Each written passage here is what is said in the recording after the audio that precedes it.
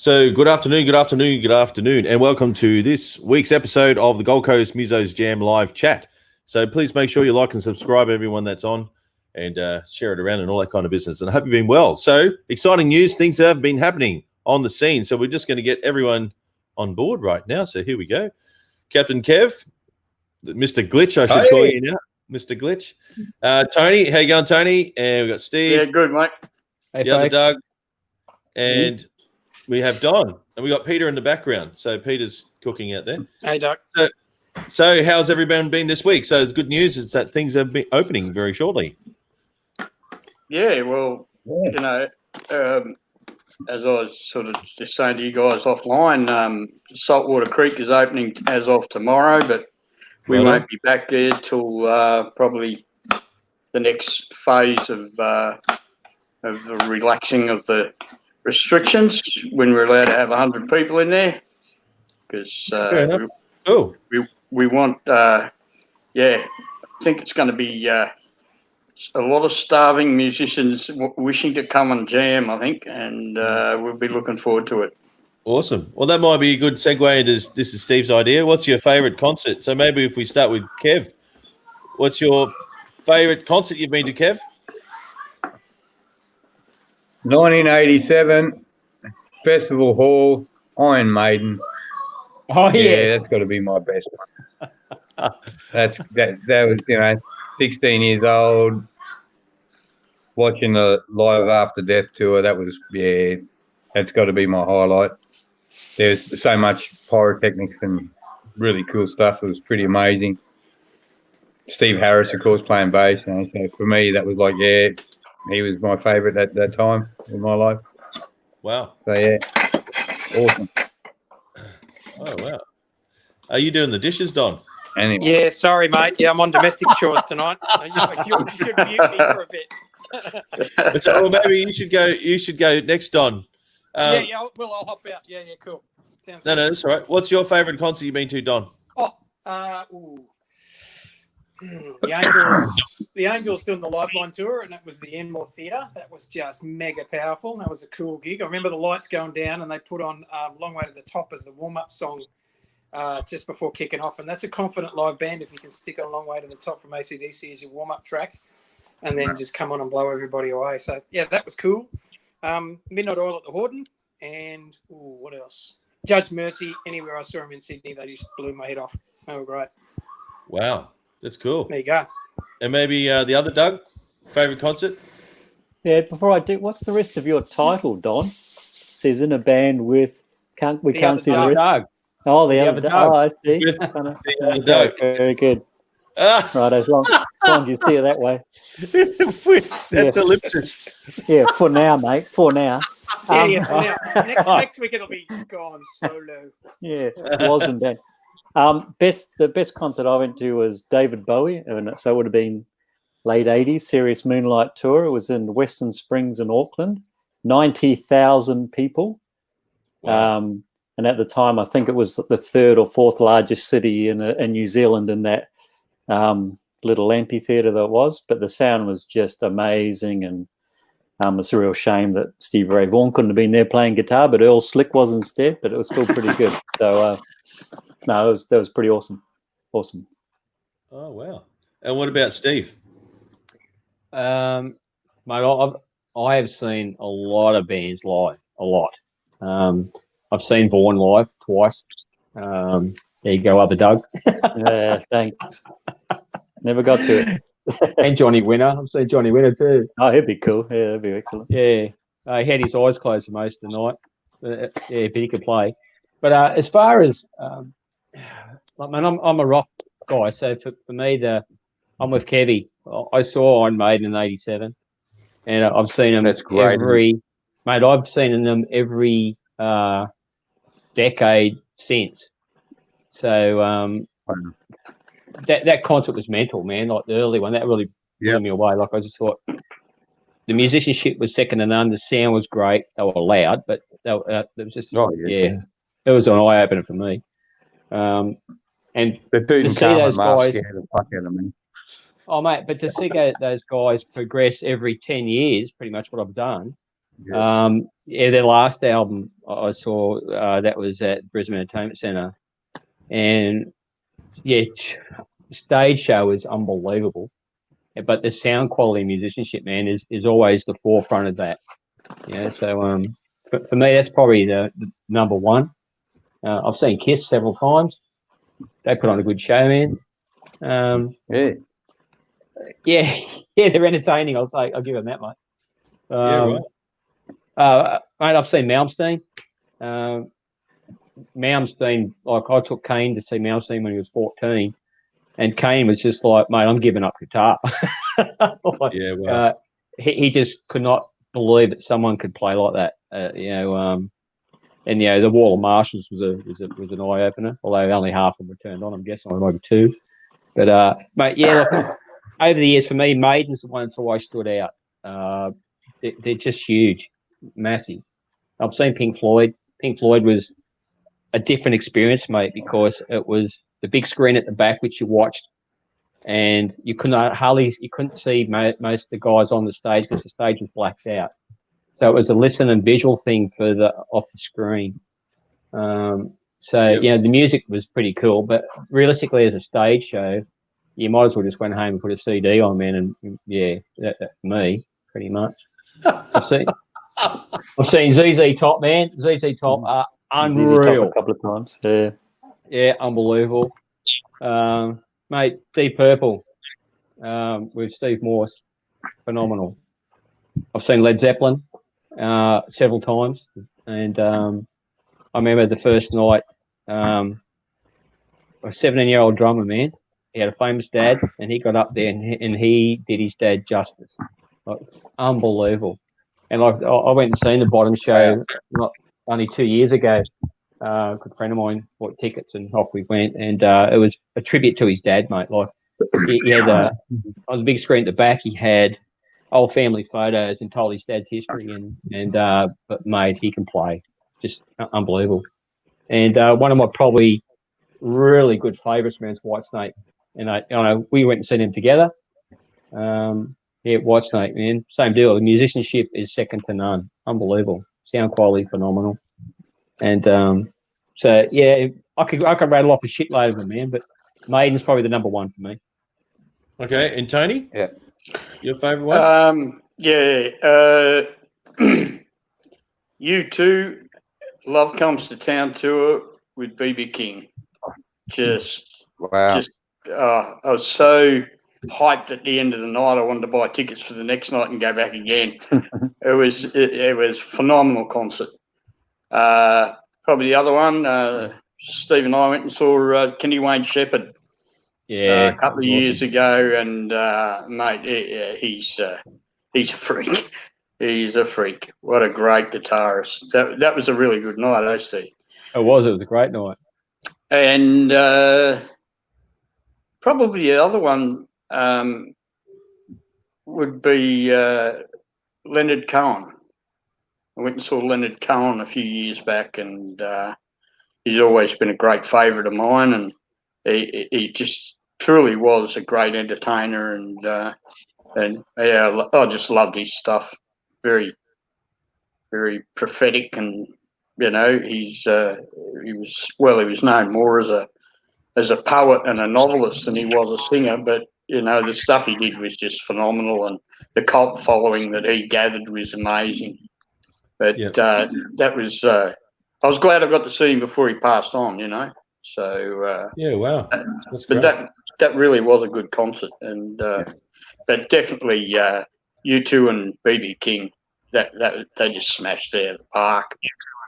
It was at Boondall Entertainment Centre, which only has a capacity of about 14,000, I think. But from the moment they walked out on the stage to the moment they walked off stage, every person in that bloody stadium was standing up, just dancing, clapping, cheering.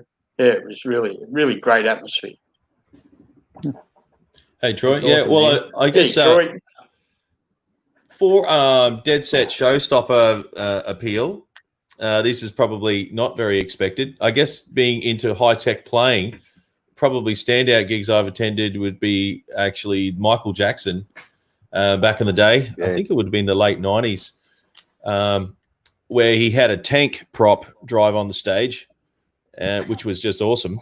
And I mean, who else starts their concert with a freaking tiger tank? And also, and also having a jetpack fly out of stadium.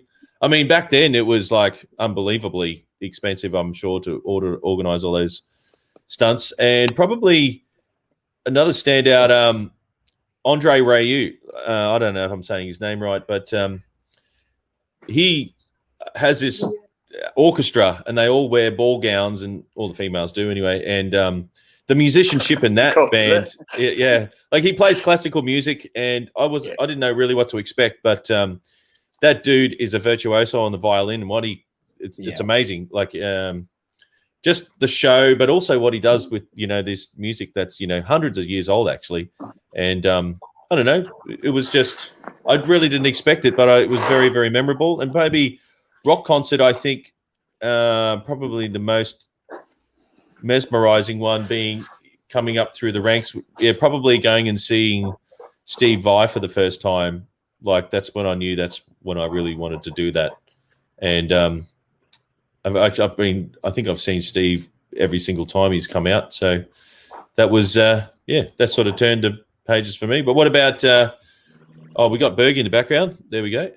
So maybe Don, have you finished the dishes there, mate? Or? Mate, still on domestic, so I'll pop out now. And hey man, you go, Steve. Don messaged me too, man, a little bit earlier about going for a ride, man, a bit of a get together and a boys ride. So we'll have to organise that. Have to get your battery charge up, Tony. Yeah, get you sorted. Yep. Oh yeah, who's a little long time between uses, unfortunately. Yeah, right, you're gonna. I think we'll all be charging the batteries up. I done mine yesterday. Oh, I got to put the bloody thing on mine. The what do you call it? The little adapter. Rider. Yeah. Yeah, you got to put the rider on yours. And Troy's all right, see you there, Don. And Troy's saying, hey boys, just saying g'day, working tonight. Oh, he's on the front line, Troy, he's in the hospital. And wow. What's in your coffee cup? I just made up a new coffee cup. That'd be coffee, Tans, for a change. Nice Scotch and dry. Someone's got the smoke alarm off. Is anyone cooking? Oh, yeah, that's me. Are you using a smoke alarm for an oven timer, mate? Oh no, that'd be Peter. I don't know. He's got Ghostbusters. Yeah. Here we go, Bergie. How you going, man? G'day. How are we? Hey, legend. Hey, Berg. What do we know? Oh, one-legged duck bloody swimming cold. circles. It is a bit cold. Yep. I tell you, the motorbike riding thing, let me know. I'm very close to having my bike on the road. Very, very close. Okay. What have you got? V-Star 1100. So I got it running last week. I got new tyres on it last week. Another week and a half or 2 or 3 weeks. Who knows? But it'll be ready. You'll probably be on the second ride, mate. Yeah, it's all right. Well, we can always do a push start ride for you, mate. Push it around the block. Yeah, true. So with Bergie, we're talking about your favourite concerts. So concert you attended to as a whippersnapper coming up through the ranks. What motivated you to be who you are? I saw Iron Maiden on the Power Slave tour in 1985, and that was at Festival Hall. There's a very small crowd. It was only probably, I reckon there'd be flat out being 3,000 people there, but it was the full Power Slave. Yeah. Mummy, Eddie as a mummy, and Iron Maiden. I just think there's something very special about musically those two guitarists, Adrian Smith and Dave Murray together. And that was just, that one, I wanted to be a rock star after that, definitely, and a bit later, I got to admit, I was probably in my mid-20s, and then I realized you didn't have to look good to be a really good band. I saw Status Quo at Festival Hall as well. mate, they had a couple of shitty lights, couple of amps, walked out in jeans and a t-shirt and said, "G'day, how you going?" And it was just, what a show. What a show.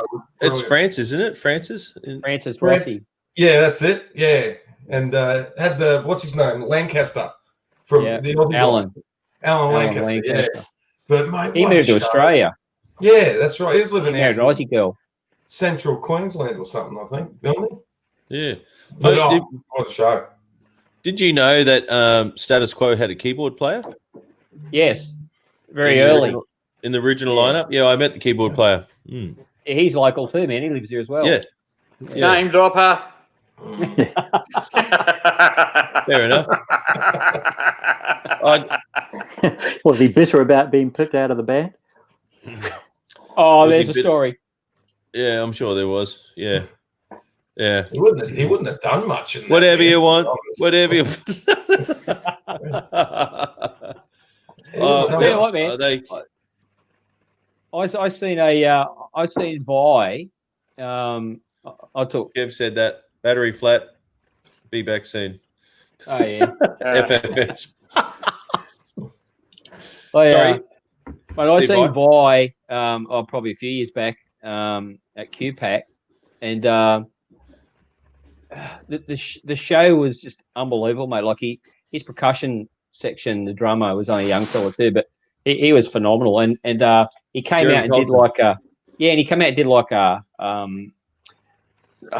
a semi. Wasn't that much acoustic, but the drums where he come out with a cajon and played on that. And then at one stage he had this small drum kit which was strapped to his chest. And it had a skull on it, and every time he hit the snare, the skull would open its mouth. So the skull would be looking at you and talking basically every time he played the drums. And Vi had this suit, man, with lasers shooting out of his fingertips and off his head. But that was just mental. That was the Ultrazone tour. Yes, it was pretty cool. So there's a guy in New York, Vince. Would you believe he has the Ultrazone guitar that was made? Serious? Yeah, I want to get him to get it on the show because very, very, very, very rare. So, yeah. Hell yeah. Yeah, but that's cool. So Don Nichols just said he didn't burn the house down even though the smoke alarm went off when he was using it as a timer. So, oh, good. House didn't burn down. Probably getting takeaways tonight now. Yeah.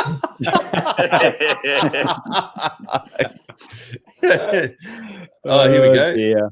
So, Peter, if you're in the background there, man, I don't know what's going on, Pete. Are you going, Pete? Yeah, I'm here, but I can't get my camera going for some reason. Did you break it, mate? You're the movie star. What the hell's going on? Well, I'm normally in front of the camera, not behind it. They all say that. No, except me. I was always behind it. I've been through the settings. I've turned the thing on and off. It's a bit frustrating. So, is it the same gear you used every week? Yes, it is. And I just sort of turned it on, and I'm getting the microphone, but I'm not getting the camera. Are you using Google Chrome? Yes. Maybe you could do an update. I'm not sure. Yeah. Well, anyway.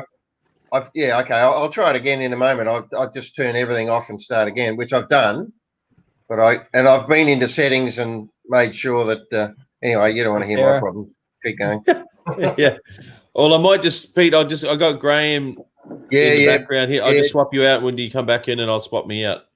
So if you want to come back in, and I'll swap with you. Okay. Well, if I can't get my camera going, I'll leave you to it.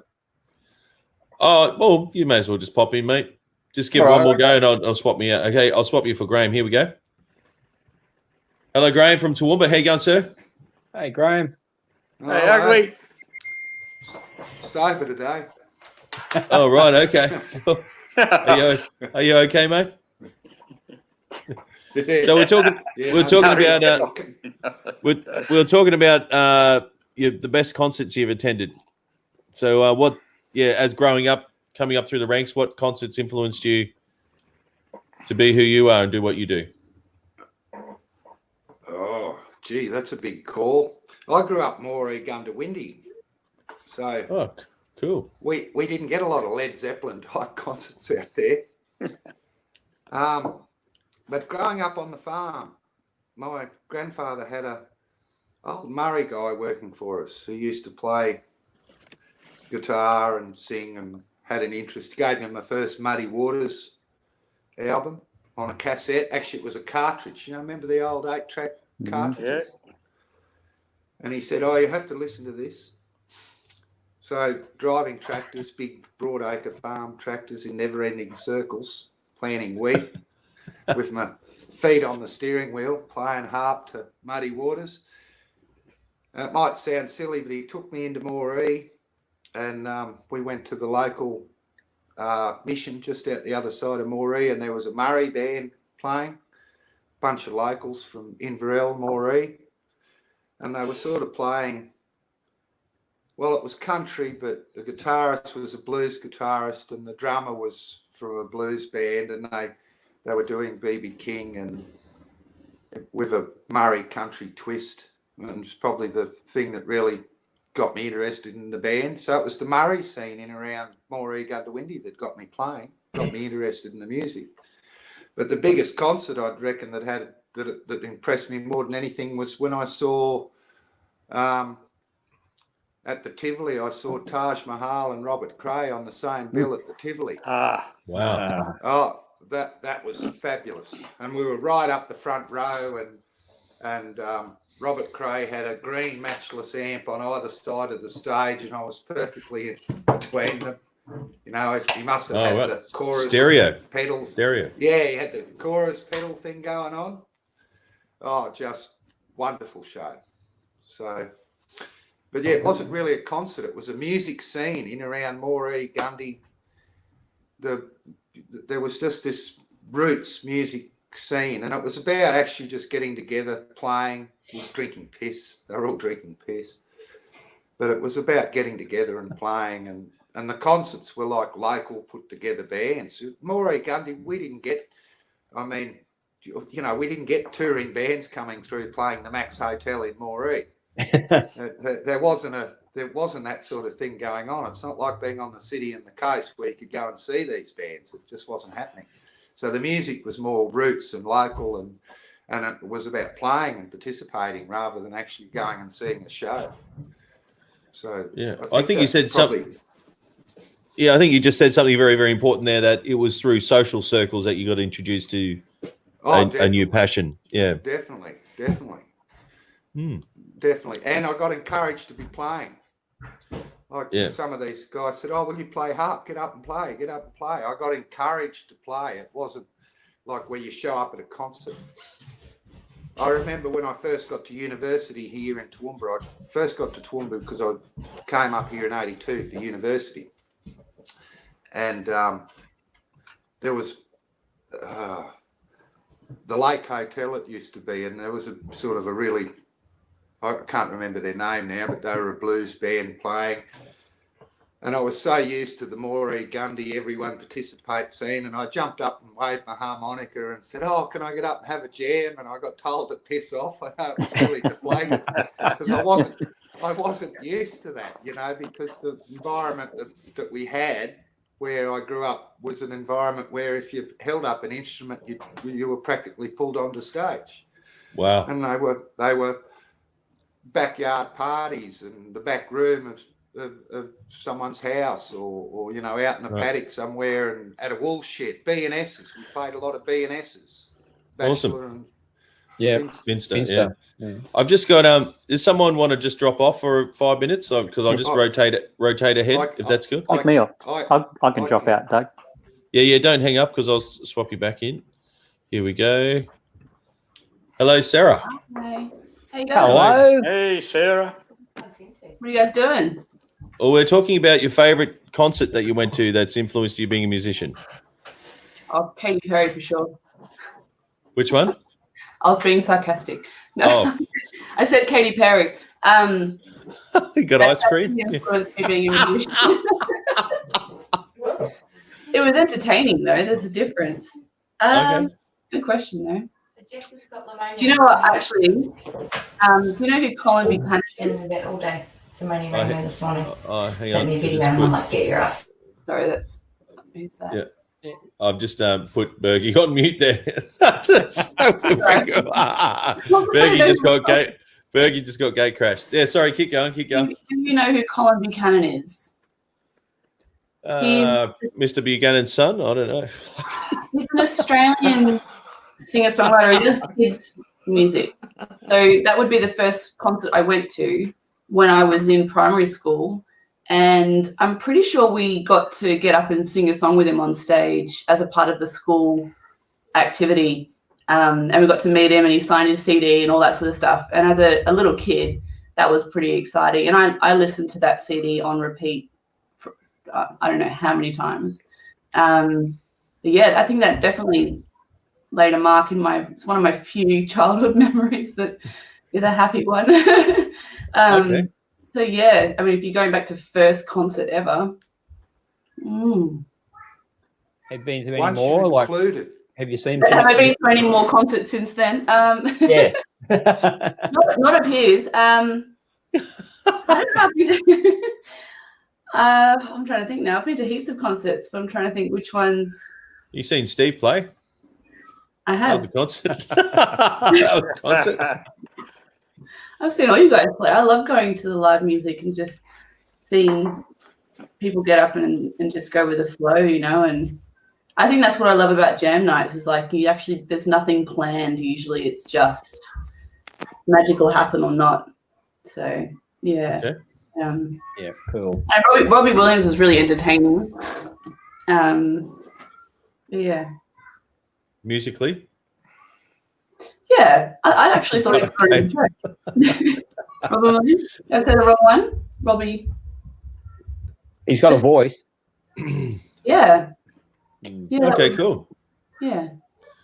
So, what about witchening? Man up a new word.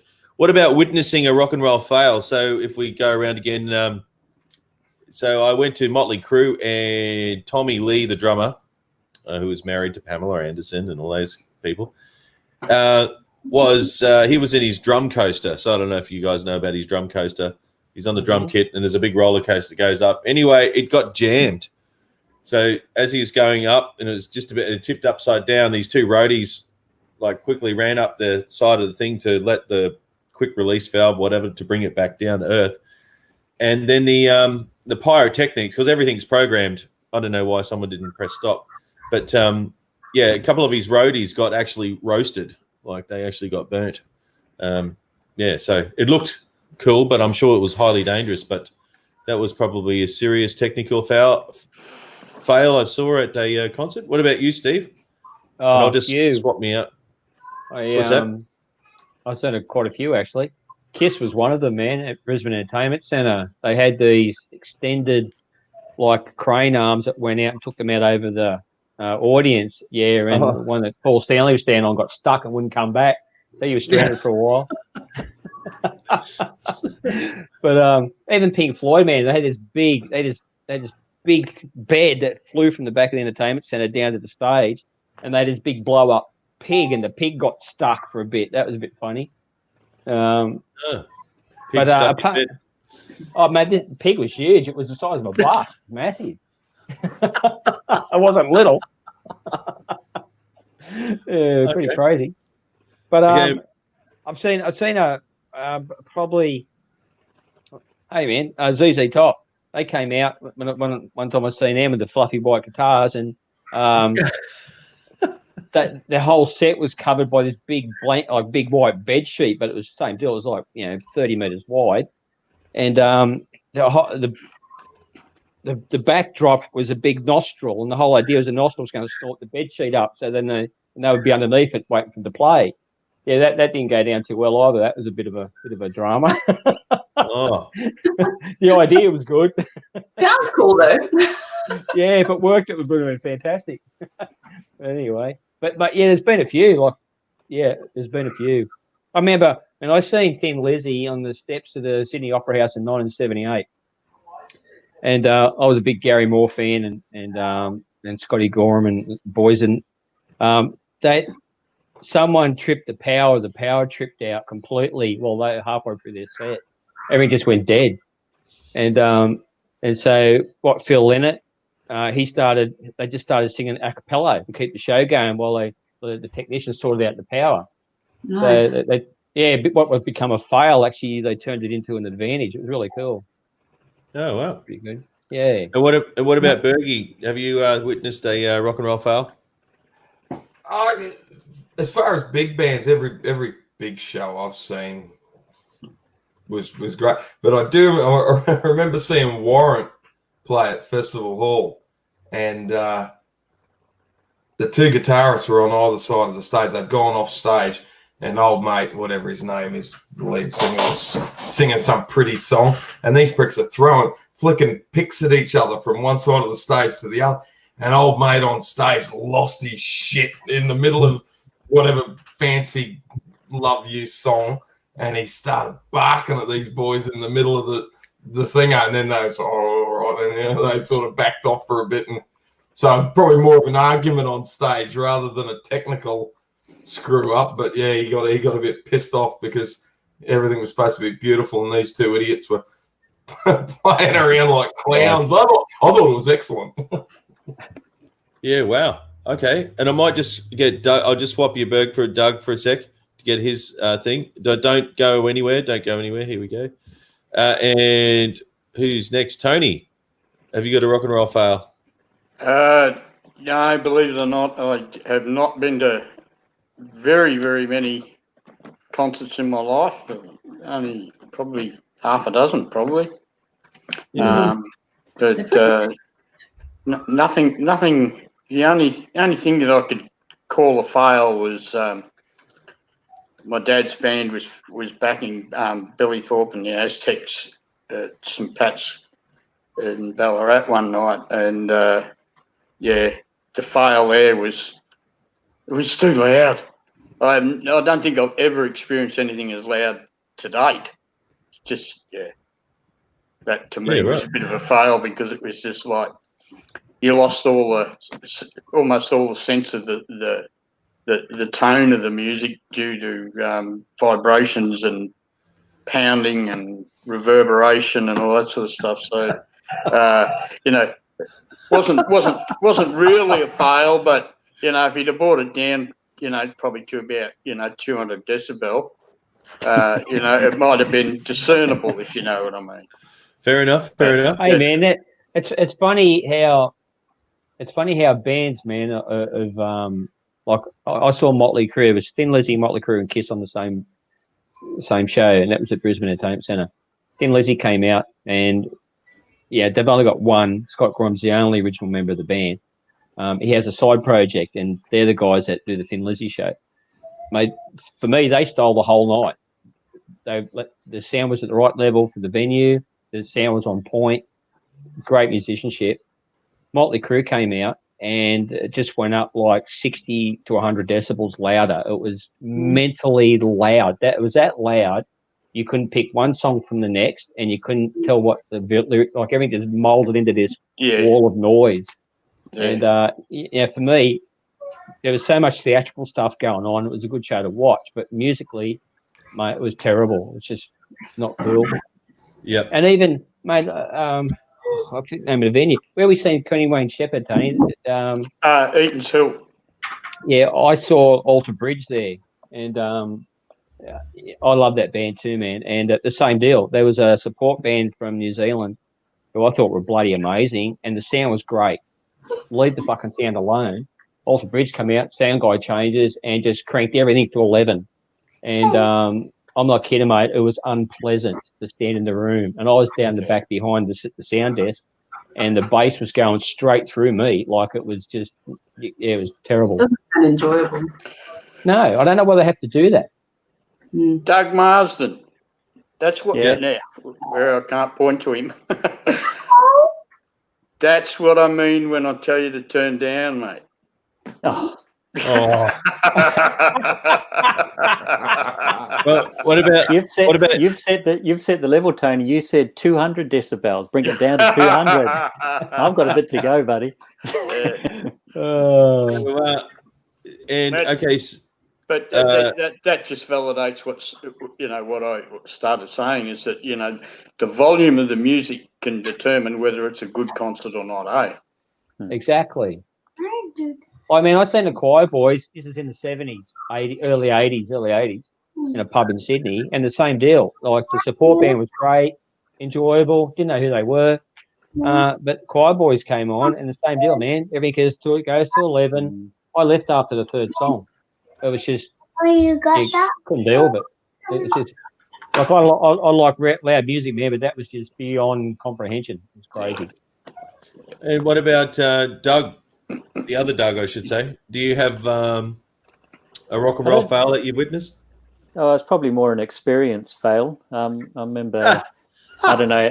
Well, I don't know how old I was. I must have been 17 or something rather, and I was sort of in the process of splitting up with this girl, but we'd got tickets to see Stevie Wonder, who was playing in Auckland, and we lived. Did he see you? No. I waved, but no.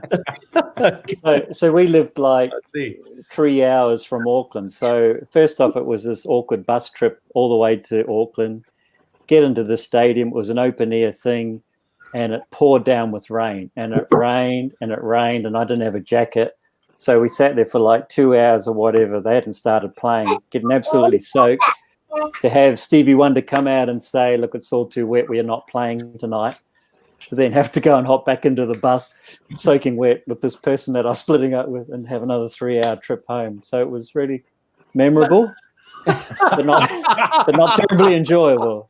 But otherwise, bands, I haven't seen any band fails. I mean, I've seen interview fails. I went to see Billy Gibbons came and did a face-to-face thing at down at the what is now Hotter on the coast here. And it was just a lounge room chat where he played a bit, and we were sitting like 2 or 3 rows back. So, he's sitting there and he's talking, but they had, I can't remember the guy's name. He was an old AFL player, used to do the Energizer ads. Warwick Kaffer? No. He's an idiot. He's a dope anyway.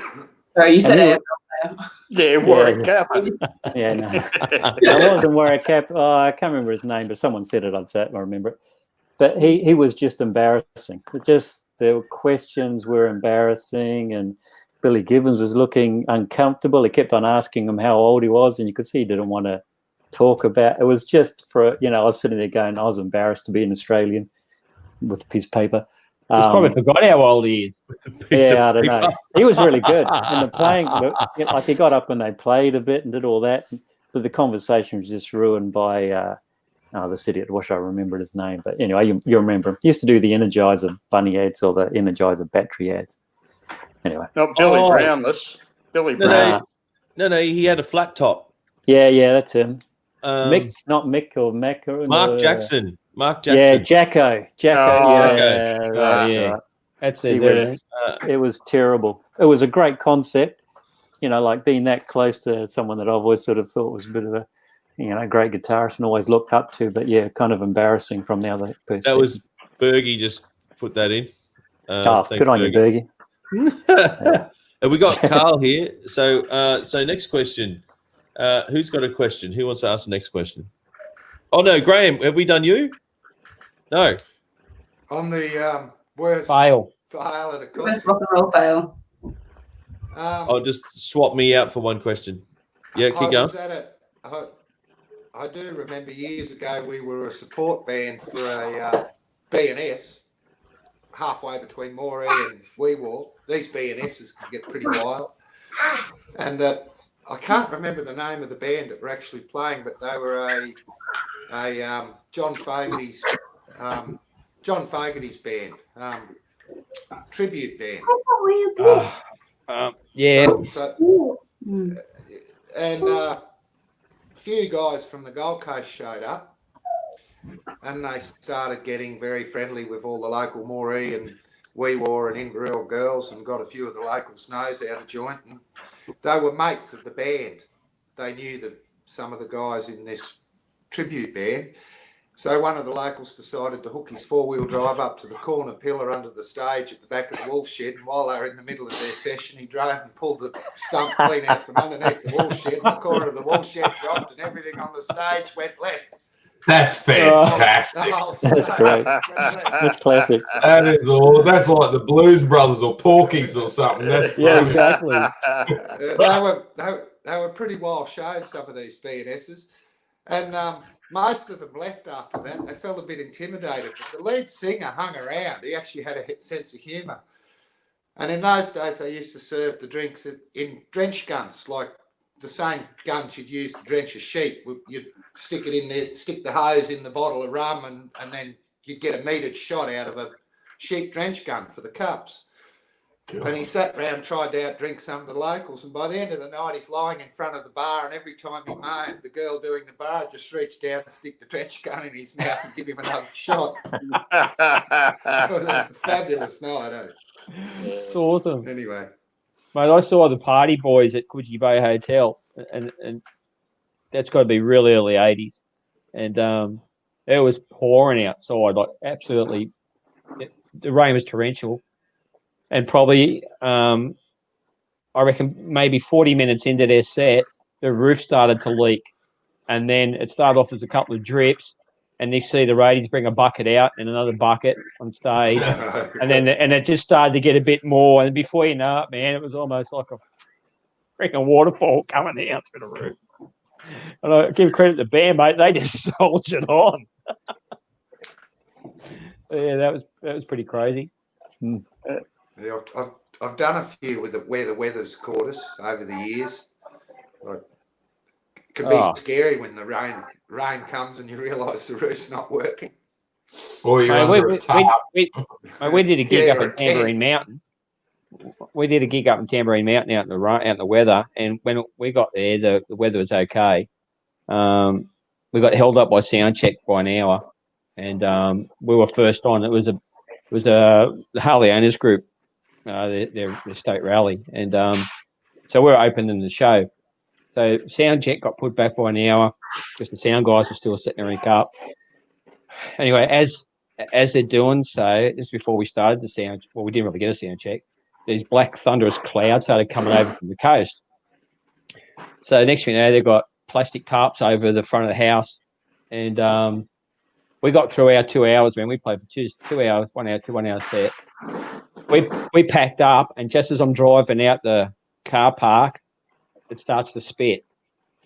I got 5 minutes down the road, then it was hailing. It was just torrential, man, and it blew the whole entire back of the stage out, lights down, everything was just totally washed out. So we got to play. No one else did. That's awesome. That's all right. That's all that matters. But it's just how funny, man. It went from being bloody hot in the sun to all of a sudden just turning the light switch on, and it was just, here it comes. Pretty crazy. All right. If we spoke about favourite concerts and that, have you gone to a concert? Any of you gone to a concert where you're absolutely disappointed in what the performance and what you were expecting? Yeah, go on, Bergie. I went to Aerosmith, probably early 90s. The Jump, the Pump tour thing after the Pump album, and they turned up at Boondall. I'm not a big Boondall fan. I'm really not a big Boondall fan, but mate, that was shit. That was shit. Tell us how you really feel. Wow.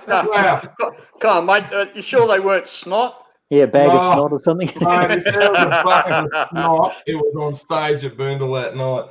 They were just, mate, they were just like, and they're still going now. Like, they look like old men then.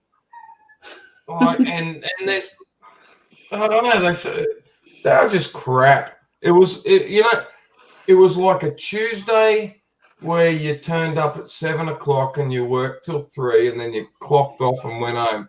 That was what the gig was like. They just turned up, this is just a Tuesday for me. I don't care. And they did the show, and it was just.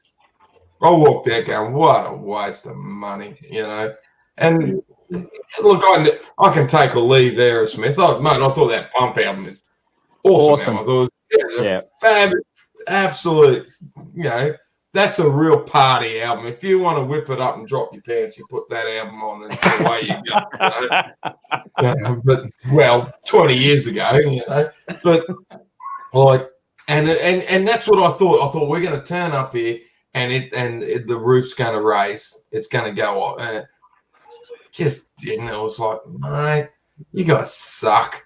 You know, and I really hate, you know, never meet your idols, you know, that sort of. And I turn it, and I so wanted them to really kill it, and they didn't. And see you later, you know. And that was the end of it, you know.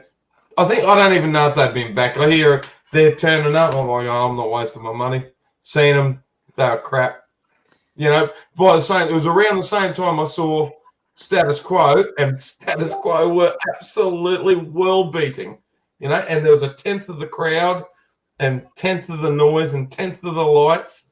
But those boys knew they'd been playing for 30 years, and they still have respect for 600 bullfeds at Festival Hall, mate. You know, I thought it was, I don't know, you know. Yeah, mate, I saw Van Halen when Sharon was singing for him when he left. And that was pretty disappointing. It's not that he can't sing; it's just he's the wrong front man, or was the wrong front man for the band. He didn't belong, you know. And the funny thing is, the night after that gig, I went and saw Sammy Hagar with his own band at Coogee Bay, man, and that was really intimate. Yeah, and I love Sammy, man. He is unbelievable. He's a mental guitar player, but he's got a voice and a half on him, and he's just down to earth, a nice bloke. I've got a lot of respect for him, and it just goes to show, like, he sang for Van Halen. I went to the David Lee Roth concert. He was with Steve Vai playing. You know, there was the Yankee Rose, you know, whatever it was, Edelman Smile Tour or whatever. And mate, David Lee Roth, mate, that was a boondle. I think we were front or second row. The whole thing was seated, which I didn't get. But, mate, even he was pretty average. Mate, he was really average. He was the musicians were great. Steve Vai didn't do a lot. He did bugger all, guitar-wise, you know what I mean? Yeah. I don't think David Lee Roth's sort of style really adds for Steve Vai to show what he can do. You know what I mean? Like, it was a bit disappointing in that. But, mate, I walked there going, this is a dude that, you know, I'm hot for teacher, mate. This should have, it should have rocked to the ground. And it was just funny, really, man. It was really disappointing. Because I saw Van Halen with Sammy Hagar as a frontman. And that would have been probably awesome. Oh, mate, it was phenomenal. And the thing about that is that, like, Sammy can play guitar really well, and Van Halen allowed him to play keyboards on a few of the stuff, like jump and stuff.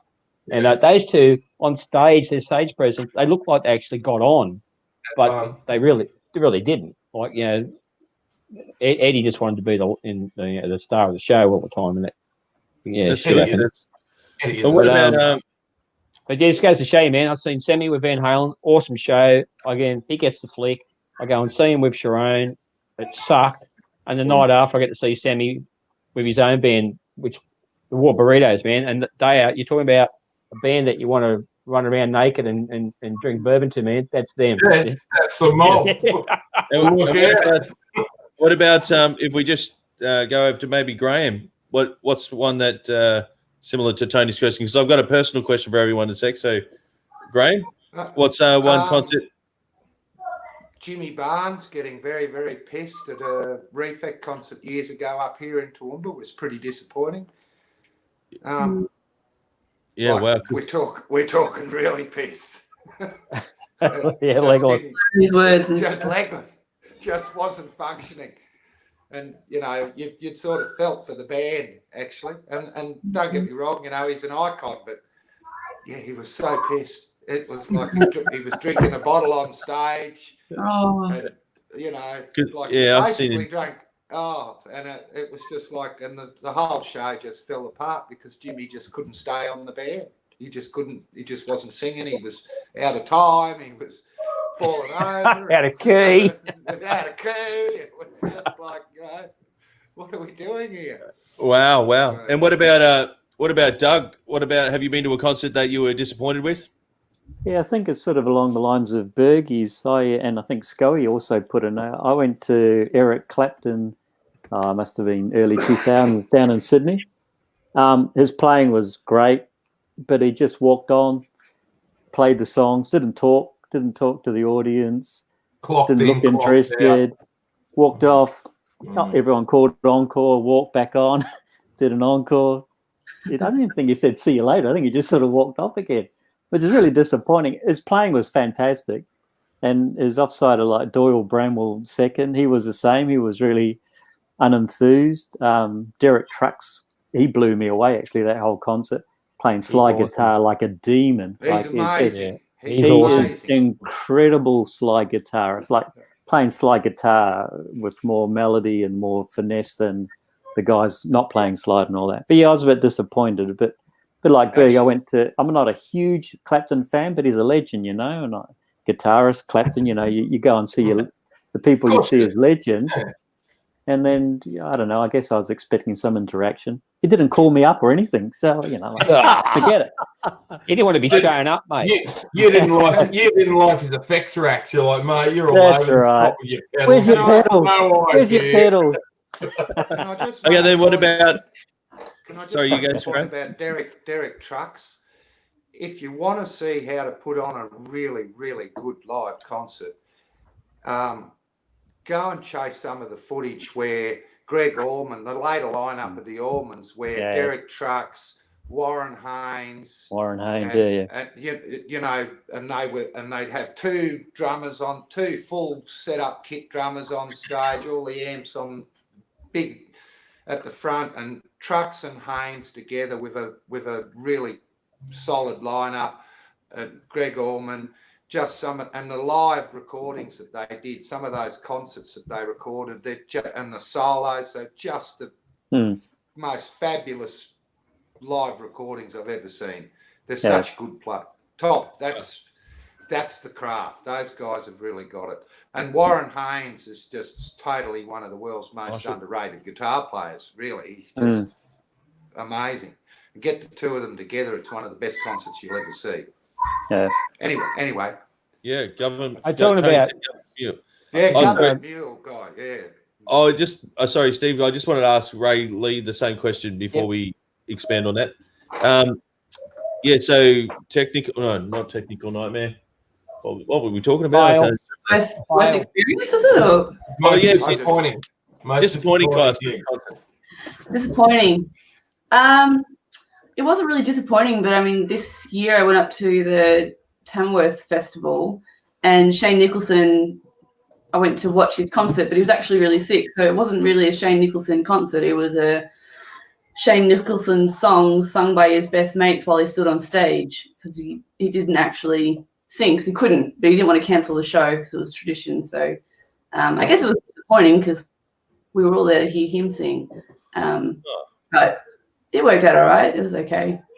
All the other ones I probably wasn't sober enough to really care.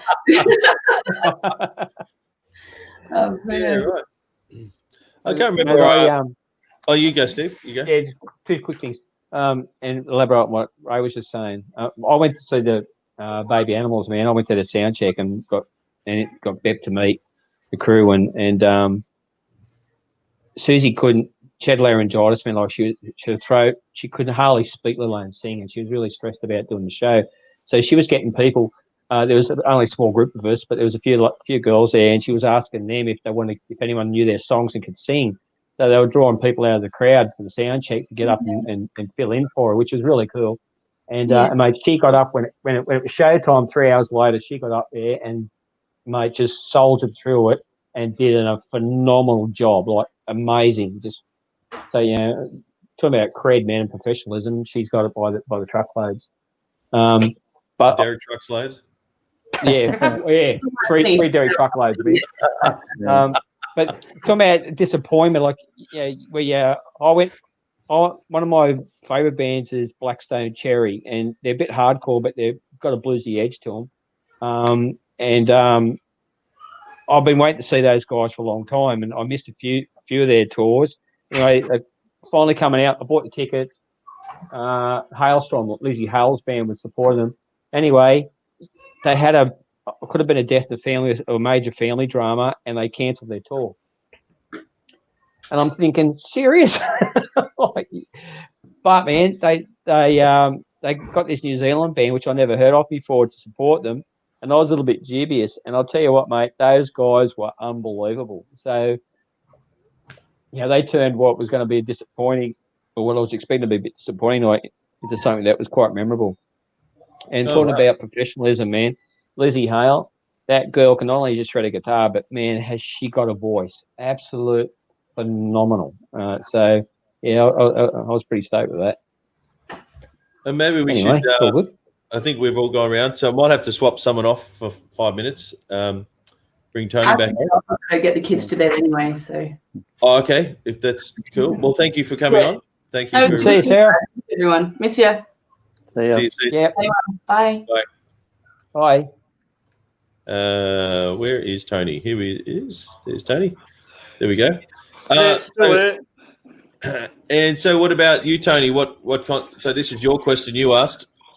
Which concert did you go to that you were most disappointed with, or did you already answer that? Oh no, I haven't answered it, mate. But I know he's going to say. Phil Collins. Yeah. Went to Phil Collins concert. Renowned, great world drummer, all that sort of thing. Hobbles out on a couple of walking sticks, sat in a chair, lounged in a chair, and just sang while in an almost horizontal bloody position. That was at and I thought, not once did he touch a drumstick. His young son played drums. He was fantastic. But I just felt totally ripped off because, if you're too crook to do what you're renowned for, don't do it. Don't go around ripping people off at $256 a ticket for an absolute shit performance. Absolutely terrible. I ended up, buddy. I played around. I got anxiety because we were down on the floor and they wouldn't let anyone. They had like 6 exits and they had 4 of them blocked. And we're only letting people get out 2 exits. And I started getting a bit antsy because the anxiety's building up. And next thing you know, some bloody Jacob's got me in a headlock and cops are coming and 59, the first time I've ever been arrested in my entire life. They didn't charge me with anything, but just absolutely gutted by the whole experience. Like $256 a ticket with a free headlock. With a free headlock, yeah. and a $300 bail. No. They didn't charge me. They just dragged me back to the pen and let me go. But just absolutely. I thought it was highway robbery. If you're renowned for something, you should be able to produce it. And if you can't produce it, don't do it. Marshall said that's rock and roll. Tony getting a free headlock. Tony, was that gig at Lang Park? Yeah. Suncorp. ANZ Stadium. Yeah. ANZ Stadium. Whatever that is. Yeah, probably Lang Park. Yeah. Yeah, in town. It's funny because so many people I know that I don't get Phil Collins. I just don't get him.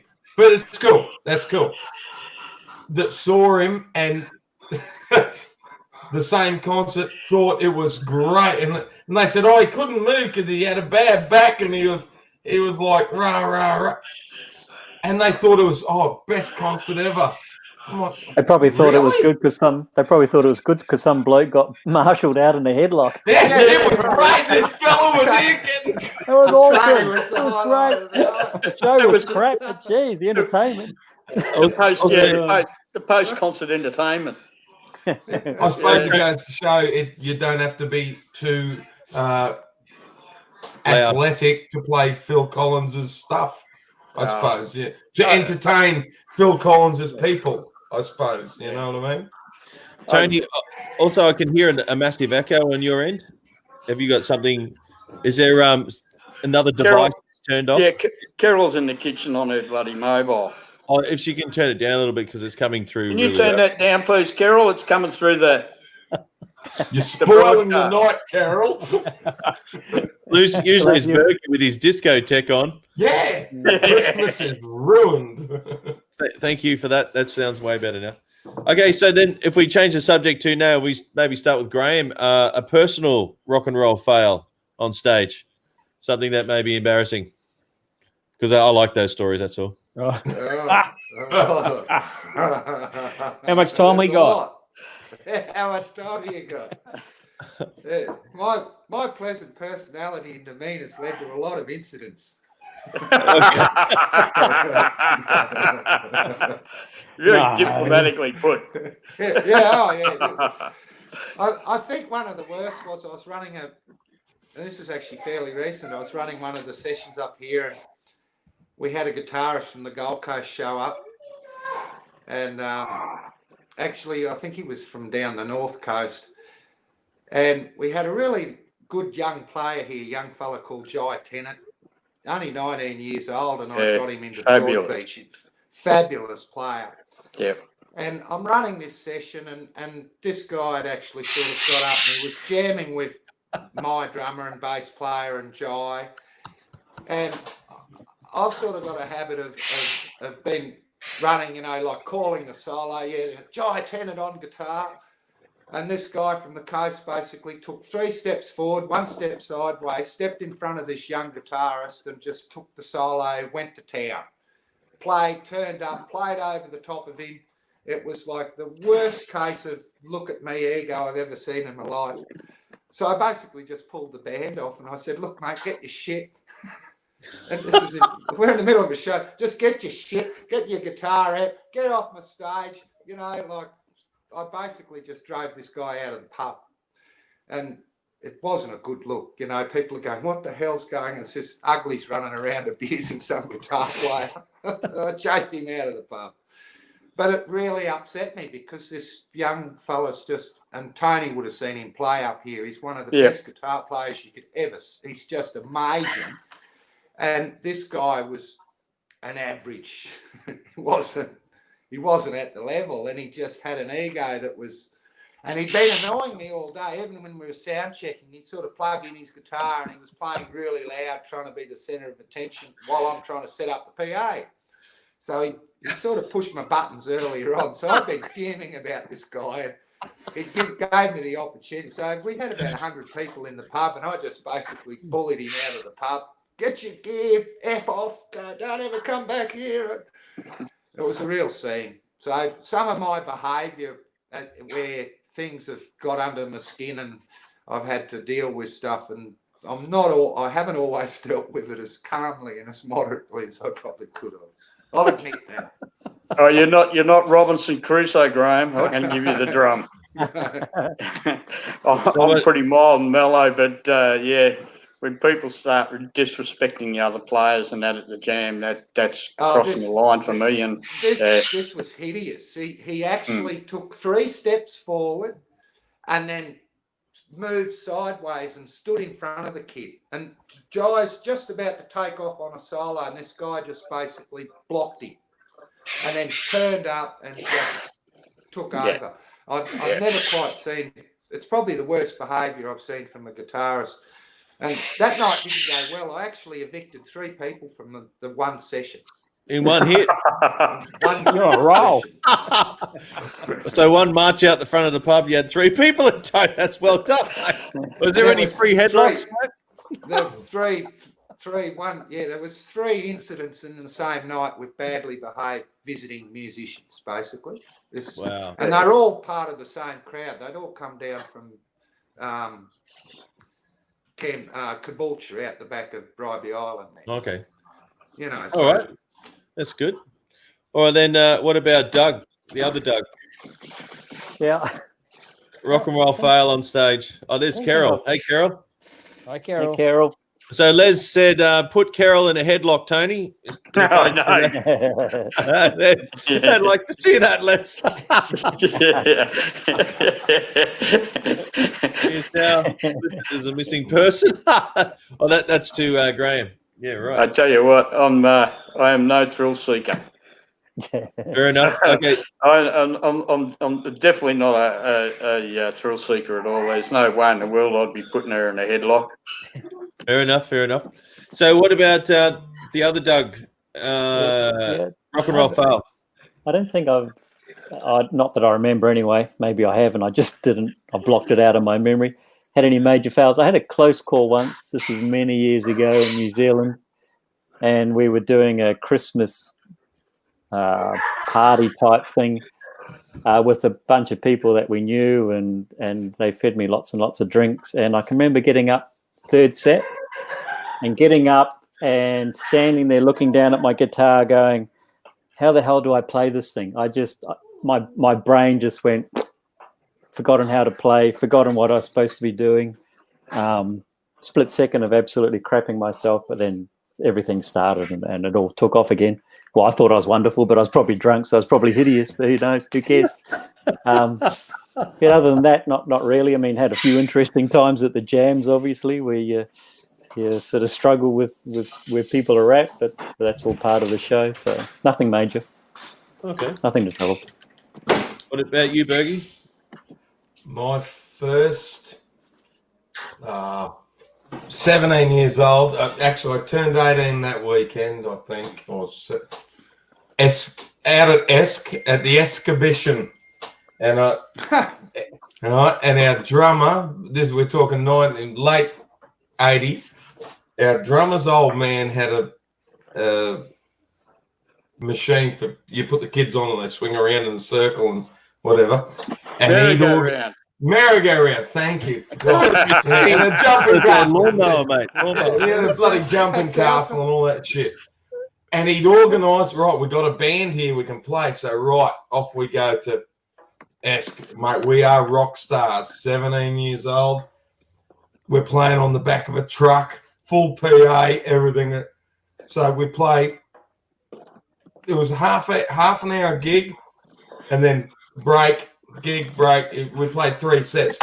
Each set after we went to the Esk pub, and I'm 17, and I'm knocking down schooners like I'm a truck driver, mate. I think I'm a rock god. Third set, I'm on stage, and I am I've hit full dickhead mode. And at the time, I thought I was incredible. Now I could stab myself. Oh, it was terrible. And I even you know how the what's his name stopped what's her name getting the wait. Beyonce had the best shit.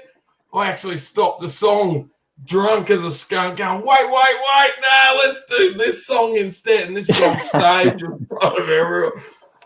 And we were playing that night at there was a little restaurant across the street, and the owners are there going, he is not playing in my pub tonight. And we had to work our way out, say, he'll sober up. And it was a train wreck of it. Ended up a great weekend, and we ended up playing all right, except for about 45 minutes there where I was just, and since then I just don't drink on stage. Well, no, I'll have 1 or 2 light golds and that's it, but I've never ever have nailed hard afterwards. Okay. It was a disaster. Okay. Well, thank you for that. And Don, we're talking about personal fail rock and roll stories. Oh, okay. Oh, yeah. So I've got I was doing a gig at Panthers in Sydney, which back in the 90s, early mid 90s. Were they steel?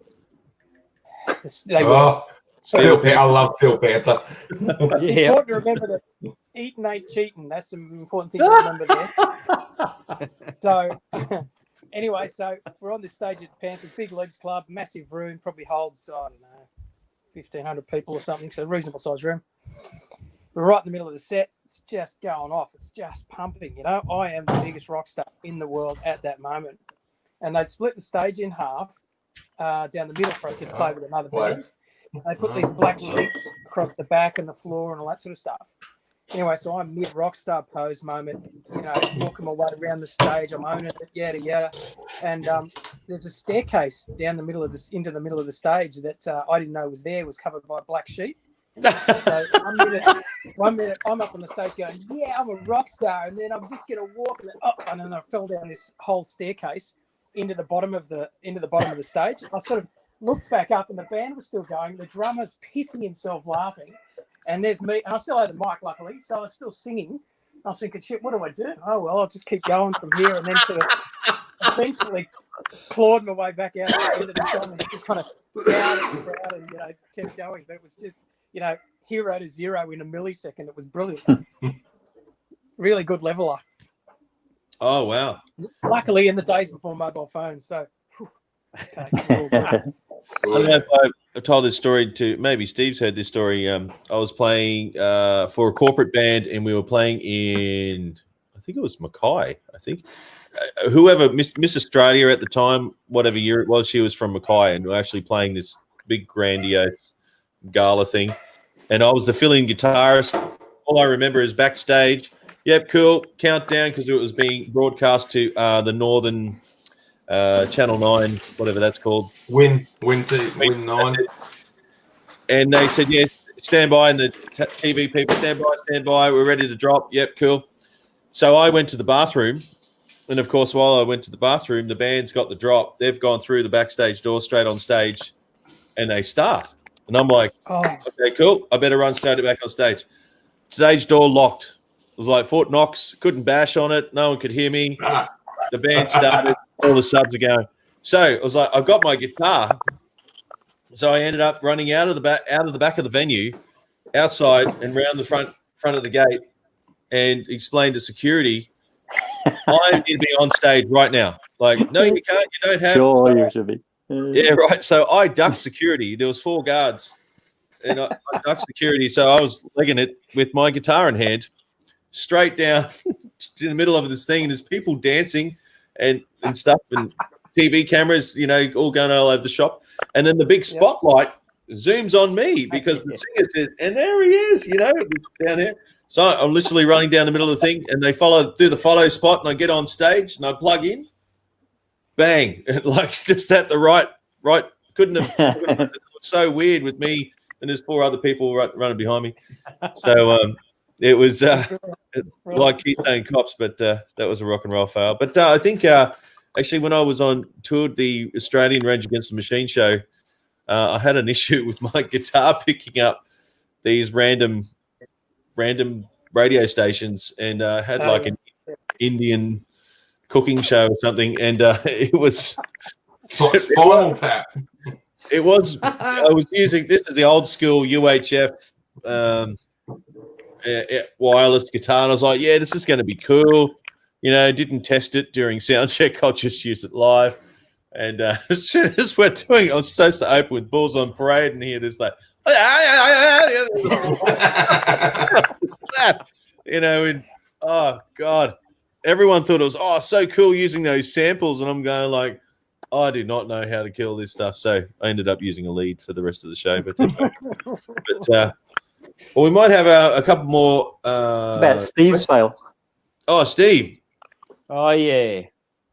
I've had a couple of fails of you, man. Like, we yes. did the jam at the Wallaby. One night. This will be good. I remember. Well, there was 2. And I remember the night your amp blew the fuse. That was pretty funny. Oh, yeah. But, yeah. I was scared that night. Halfway through a solo, and my pedal battery died, and everything just went silent. Simon and and I had a Boss ME50 pedal board, and I thought, okay, it runs off 9 volts, plugged in, it's all sweet, no batteries to go flat. I must have stepped on it or more than 2 pedals at once, and it just freaked out, and it started playing this high-pitched screeching feedback like it was ear splitting. You remember that? Because we were on stage. Yeah. I couldn't stop it. This is screaming at me. Yeah. But mate, I'd one not long ago at Springwood Tavern, a hotel. Same deal. Solo time. Could have been with you, playing with you. And I must have hit the boost pedal, but in doing so, I hit the tuner. So it just silenced everything. Everything went dead. Nothing. Oh, it's like miming. Best solo I ever played. No one heard It took me a while to work out what the fuck was going on. Yeah, Has plug anyone in. had a fire? Had a fire. Oh, I've had a fire. We were playing. That's impressive. We were playing the front bar at the Norval up here, which has been one of my regular Toowoomba pubs for years. It's near the railway station. There was the railway. There was an old guy playing bass for us at the time. He come from Toogoolawah, school teacher from Toogoolawah. Oh, pretty good bass player. And he just bought himself one of these. He'd only had it a month. Beautiful amp. Like it was a Mesa Boogie V8 Titan, they called it. And it's a big, huge Mesa Boogie 600 or 800, massive power, 600 or 800 watt valve bass rig with a top box and a 15-inch cab down the bottom and another box, and then the head sits on the top, big tower. And we're in the middle of a song, and the bass sort of went quiet, and then there was a bit of a smell, and I looked around, and you could see smoke coming out of the bottom cabinet. So I think what's happened is the speakers got stuck in the slot on the magnet, and he's still trying to get sound out of it. Next thing you know, the grill's gone whoop, and the whole grill's on fire, and then the bar used to be over to the side of the band. So by the time I've jumped the bar and got the fire extinguisher from behind the bar, I've literally left the bar and got back with the fire extinguisher. The bottom cabinet had lit the grill in the top cabinet, and the top cabinet had lit up the front of the head. The whole bass rig was on fire.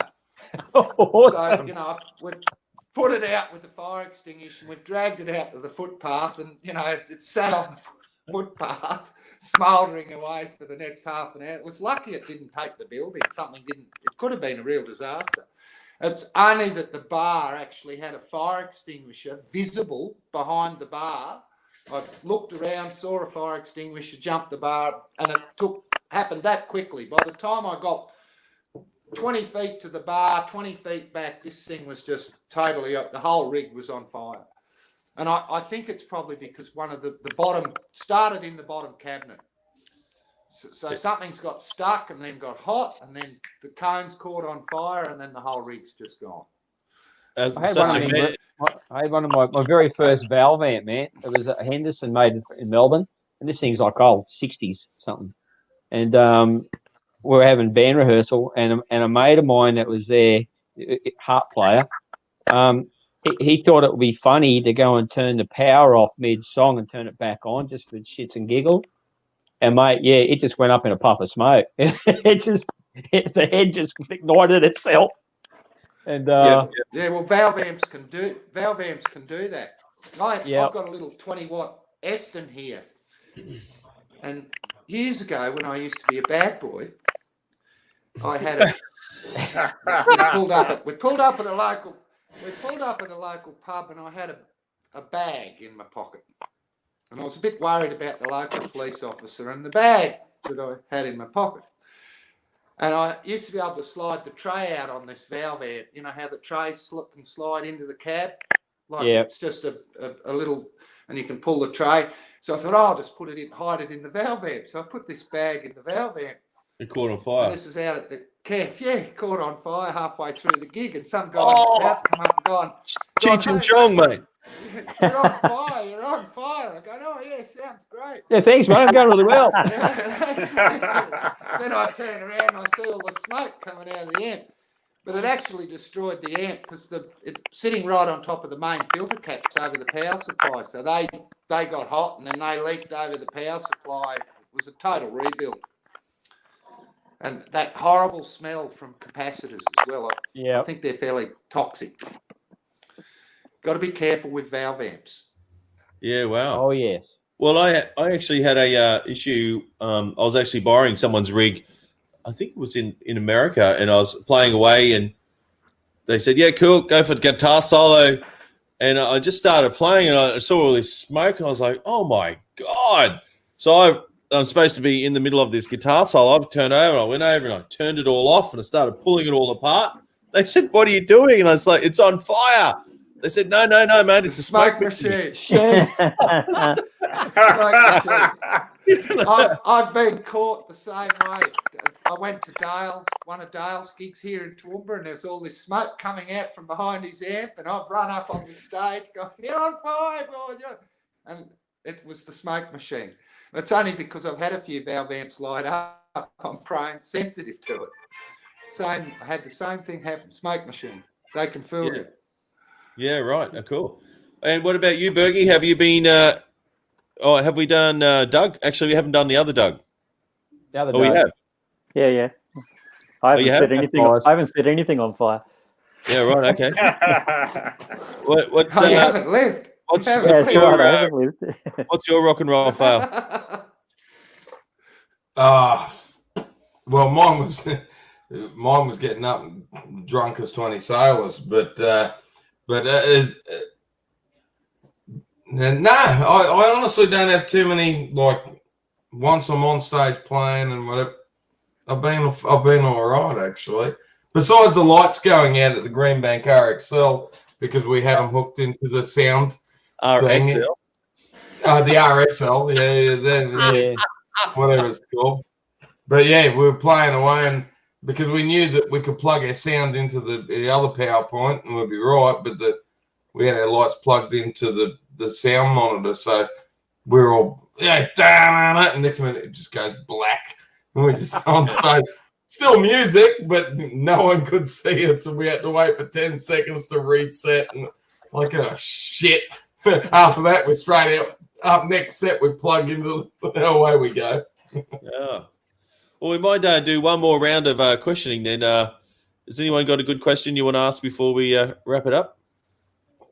Can I ask a serious question?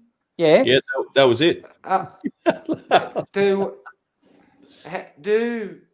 been sort of looking at this, the environment that we're sort of going back into with the restrictions opening up and everything. And I've sort of come to the conclusion that with the social distancing and the 4 metre a square, that we're probably going to be moving away from, like as a pub scene anyway, there'll probably be a move away from the bands and more towards the duos and smaller, more manageable acts that don't take up as much floor space. I'm just wondering whether people think I'm overreacting or not. Like I fear it's going to be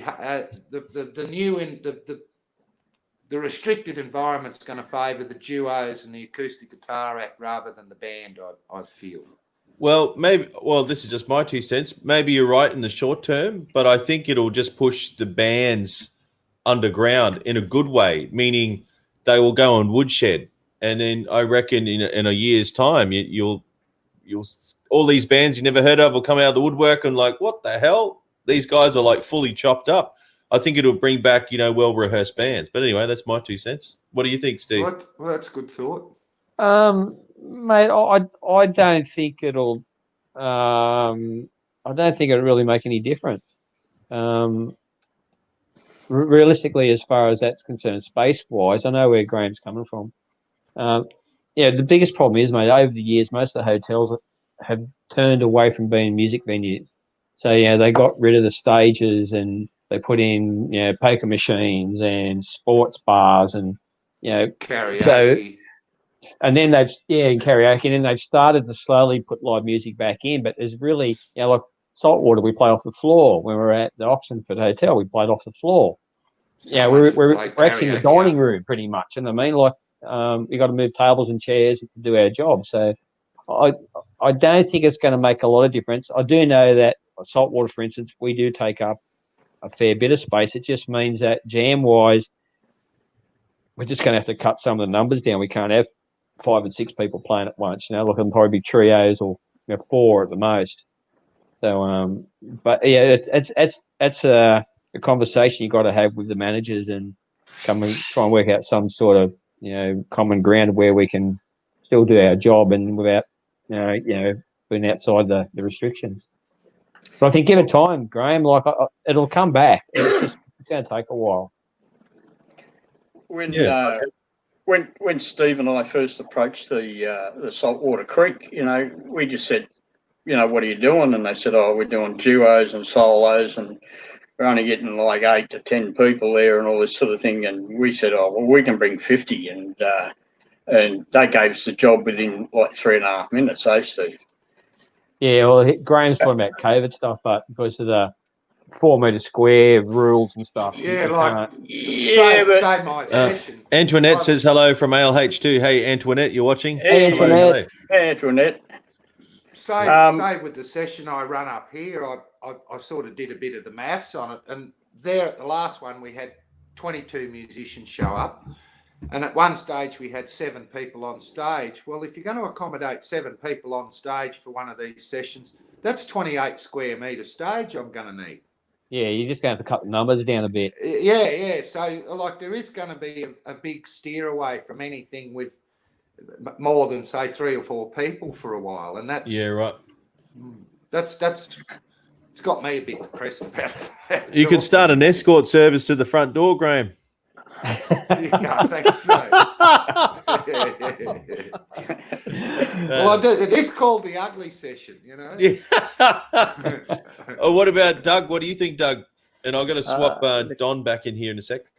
I think things are going to be different until there's a vaccine. I think nothing's really going to return until there's a vaccine. And I also think that pubs, like any organisation, are about making money, and they aren't there for bands. They're there to make money. So I think unless someone comes up with something new and an innovative way to approach bands and things, and I think we sort of talked a couple of sessions ago about having a car park session and having the pub open that you could go in and get a beer and then come out and you're outside and how do you keep your social distancing? Maybe you can, someone's going to have to do that something. At the Springwood Hotel. You could do that. Yeah, at the back. Truly. They had Shannon Knoll play in the car park there once. You could well and truly do it. Outdoors certainly does solve a lot of the issues, doesn't it? But you've got to have someone that wants to do it, and a pub's, pub wants to make money. So I think pubs are going to look after themselves first, which makes sense. Yeah. And they're going to get their restaurants going, and they're going to get the bars going, and they make sure they're safe and not going to get shut down.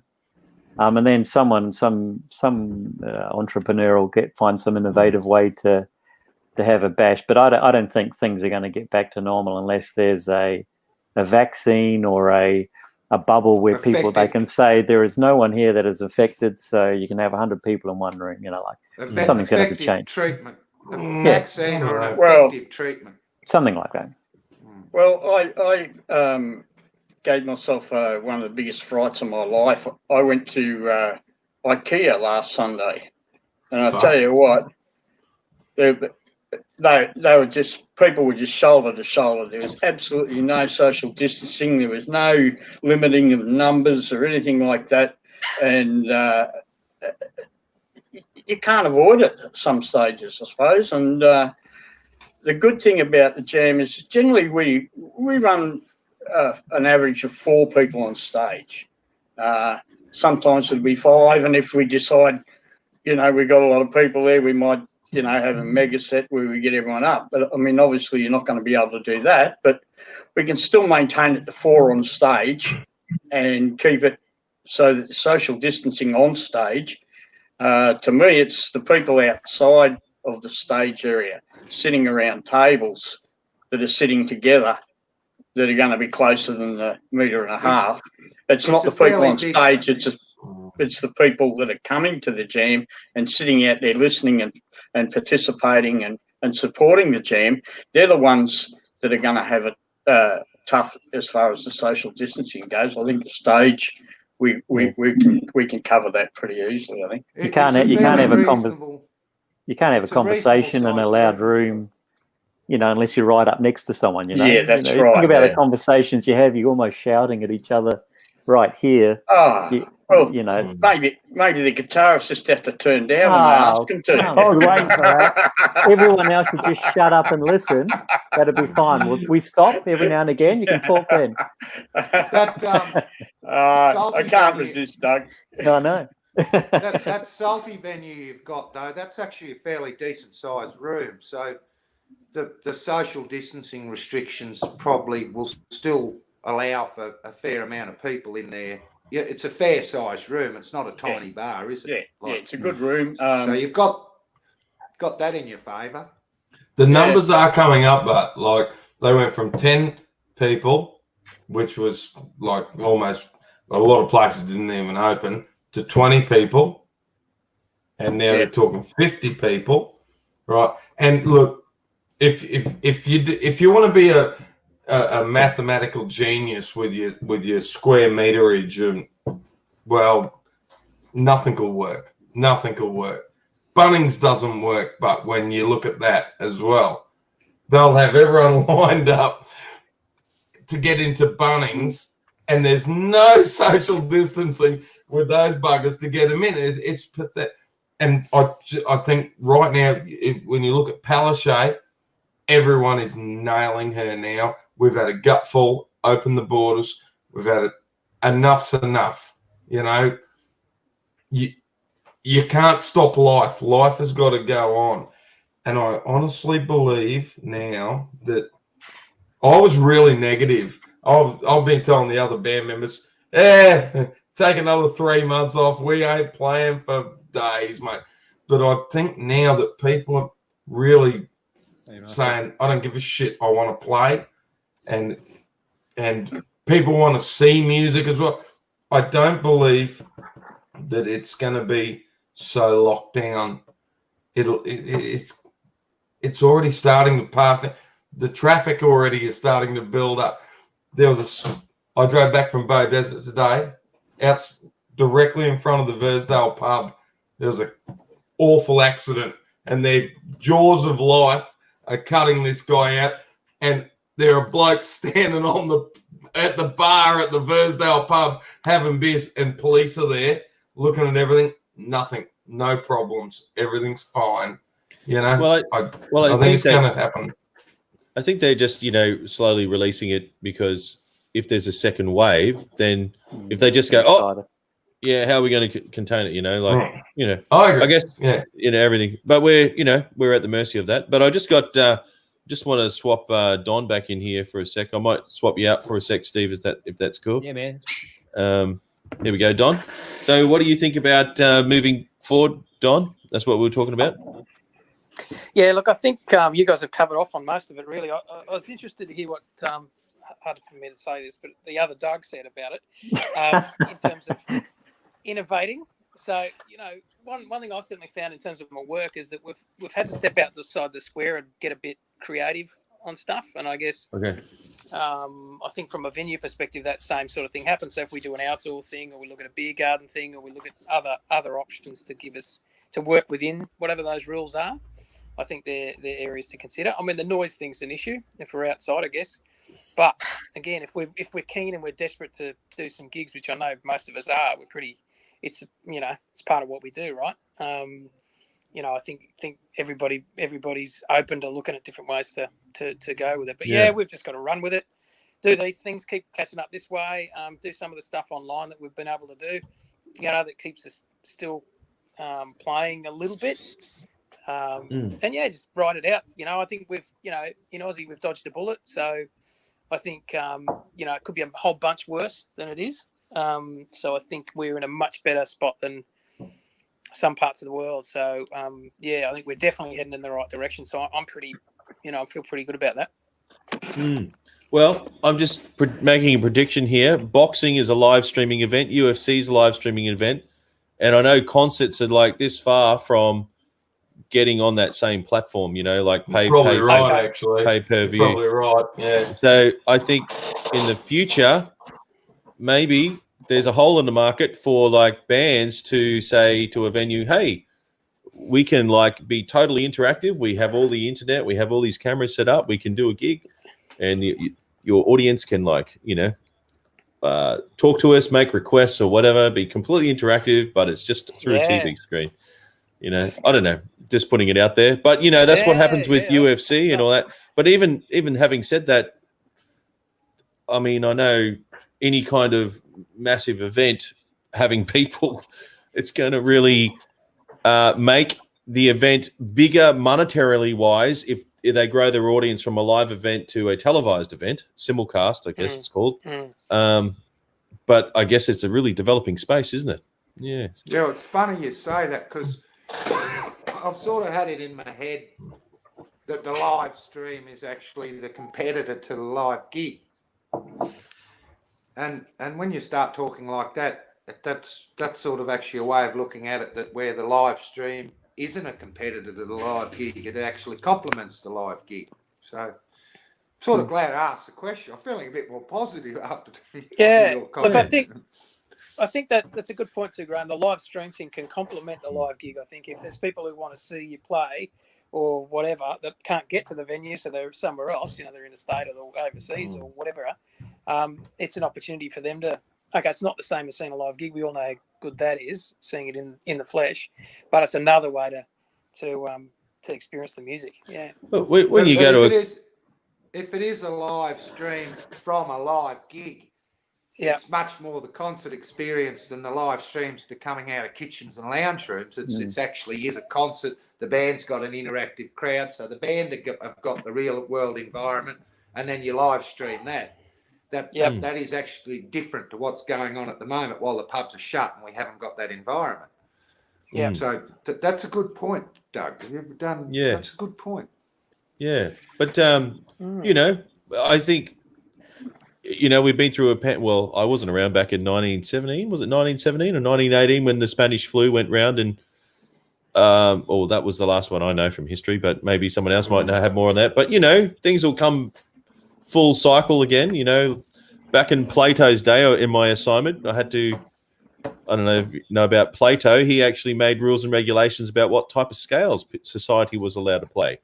So the Dorian scale was only for military. And would you believe that the major scale, what we hear all our pop music, he actually banned it because it incited drunkenness. Because back in the day, that's why it happens, right? Right. Well, back in the day, live music. I mean, to hear music was only ever live. Like they didn't have anything recorded, right? So it was always a social experience. So music's birthplace happened in a social occasion. But just before we wrap out, I might just have to swap Steve back in. Yeah. So if anyone wants to wave out and say g'day, goodbye. Okay, Don. I can go. See you guys. Dogs to feed. Okay, cool. Yep. Thanks, Don. I will swap Steve in here. We're just saying g'day, goodbye. Well, maybe your last point, Steve. What do you think about what's happening soon? Mate, I think it's just a matter of wait and see. I can't see anything going back to how it was in a hurry. So, good idea, Carol. Cardboard. Yeah, good on you. She's on it. They're paying. Mate, I keep thinking about hire a venue ourselves and have 10 of us rock up and we can only have a small crowd, but live stream that, so it seems like it's a pub gig where it has the same audience effect as a pub gig. And it gives us a chance to play together within the regulations. But it just means that, we've got to pay to do that. No one's going to give us their venue for free to do it or a space to do it. So, and, moving, I think I agree with you, Steve, there, but I think what's really exciting for entertainment is that TikTok platform.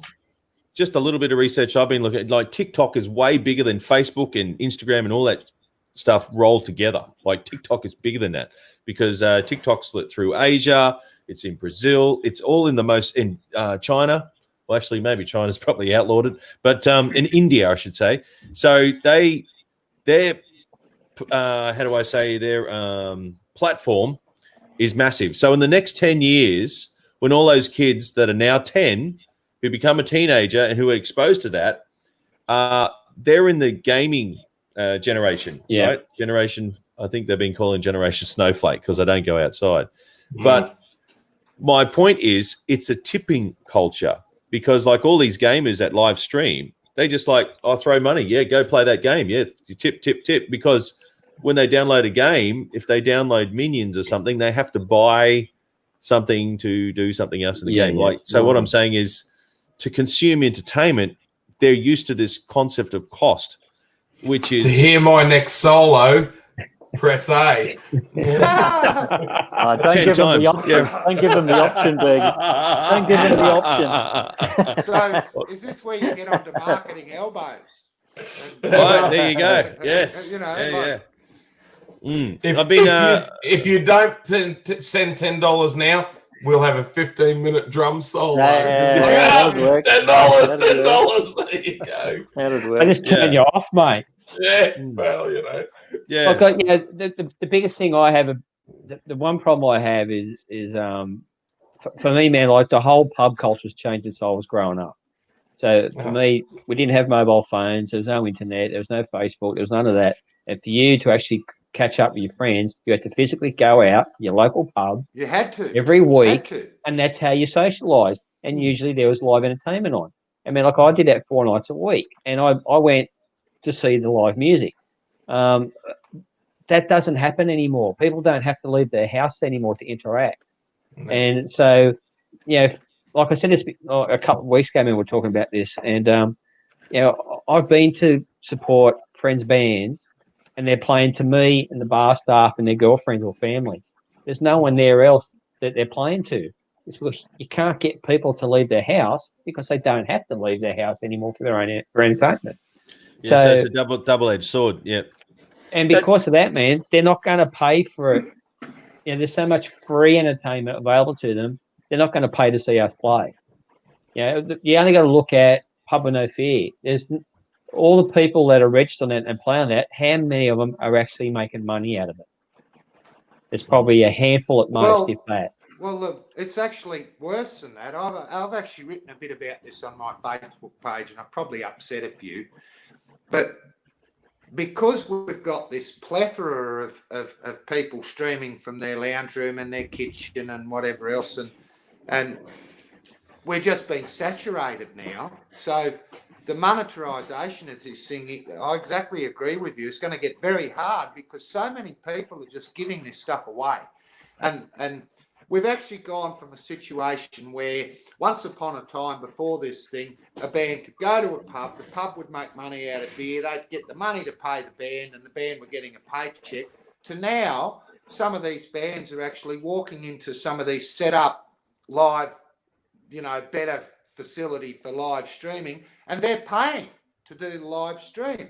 So the mentality's moved from the band getting paid for the product to the band actually paying to get the product out there. And I think that's a very, very backward step for the music industry and for the musician. I think it's developing space. I think it's great to look at other alternatives, but we can still do the live thing.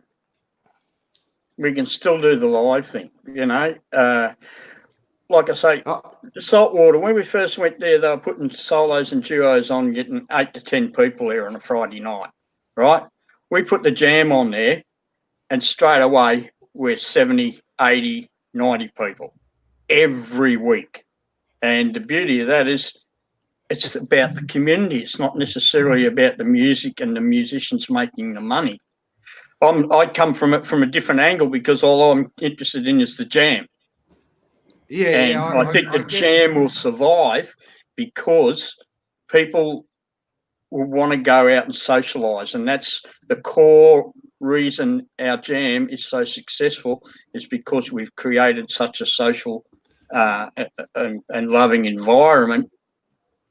Hey, Coral. And look, I get what you're saying because my session up here is a similar sort of, not that we're actually running an open mic, but it does pull in, it does get a lot of support from the local musicians and everything, and it's probably not our focused on the money or the paycheck day. It's focused on the music and the networking day.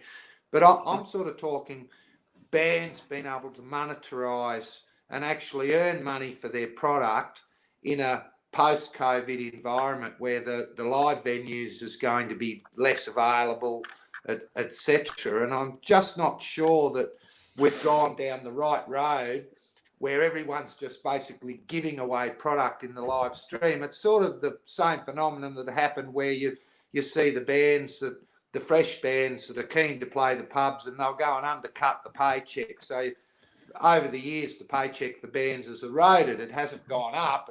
It's eroded because the process has been, we'll play for $200 and we'll play for $150. But that doesn't make quality good. That doesn't make quality good of the band. And if you've got and you can have a million bands set up a million podcasts and have a million live stream. But if you're I'm going to say it, if you're a bucket of snot, people ain't going to pay for it. Right? Yeah, but I think that might change though. I think that'll change if people actually start having the confidence to do it. I noticed that Ash Grunwald's doing a subscribe, like a pay to subscribe concert type thing. I think he's got prizes.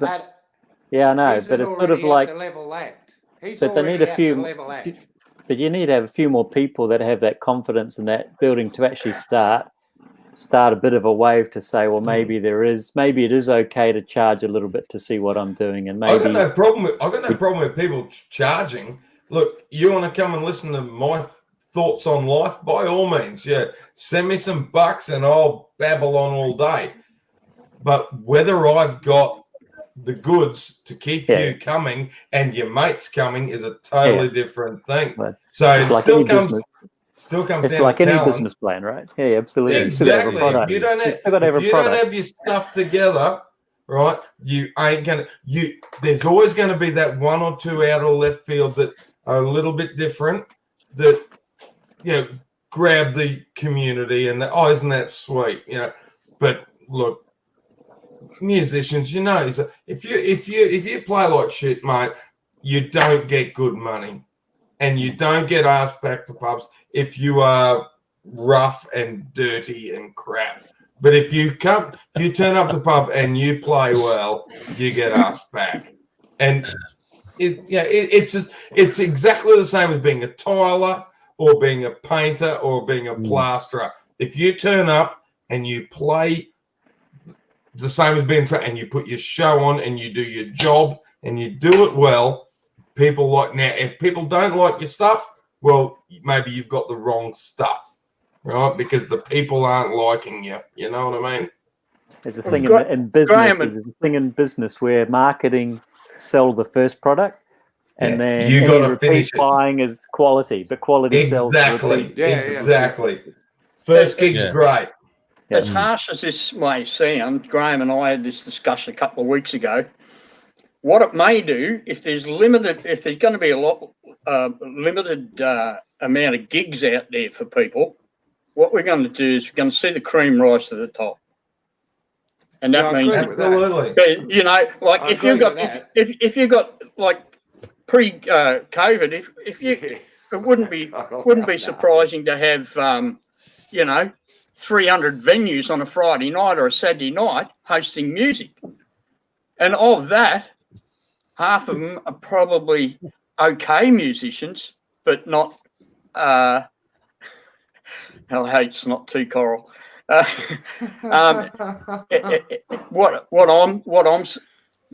idea is that there won't be 300 bands getting gigs on a Saturday night. There may be 100, but that 100 will be the top 100 bands in the area. And what you're going to do is you're going to get to a point where you're clearing out the deadwood just as a phrase, so that the cream will rise to the top, and they will get the good gigs, and then you'll have crowds wanting to go to those venues. Have a shave, Graham. Have a shave. All right. All right. Well, I think that's good. It's definitely a developing space, but good point that you brought up, Graham, I think.